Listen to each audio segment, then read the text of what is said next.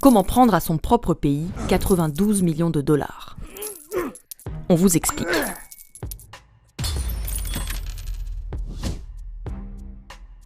C'est ce qu'a fait la famille de Joseph Kabila, l'ancien président de la RDC, aussi appelée République démocratique du Congo. Comment? 1. Détourner l'argent des institutions. Impôts, ONU, élections, routes. L'idée est de récupérer tout l'argent public possible. 2. Stocker l'argent, puis le transférer dans un endroit sûr, pour le clan Kabila, dans cet ancien garage de Kinshasa, dans les comptes d'une société écran, Sudoil. 3. Retirer du cash. On peut même retirer une partie en espèces, comme le prouve ce bordereau de retrait de 6 millions de dollars. Car pour ça, il faut avoir une banque. Enfin, sa propre banque.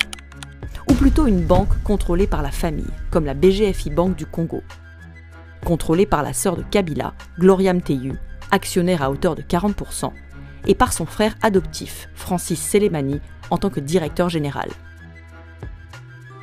Et quand au sein d'une même famille, on dirige une nation et une banque, ça facilite les choses. Ensuite, il faut être créatif. Florilège.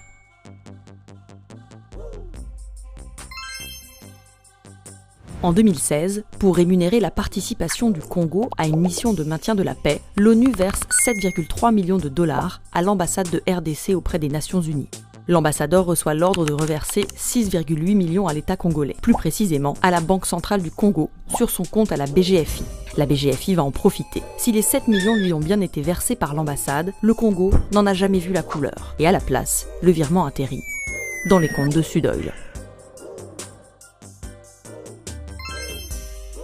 En 2016, Kabila annule les élections pour les reporter en 2018. La commission électorale qui organise les scrutins, la CENI, emprunte à la BGFI 25 millions de dollars.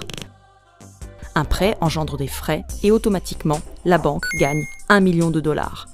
Mais le même jour, la BGFI répète l'opération manuellement et s'offre un deuxième million de dollars qui, bien sûr, atterrit dans les comptes de Sudoil.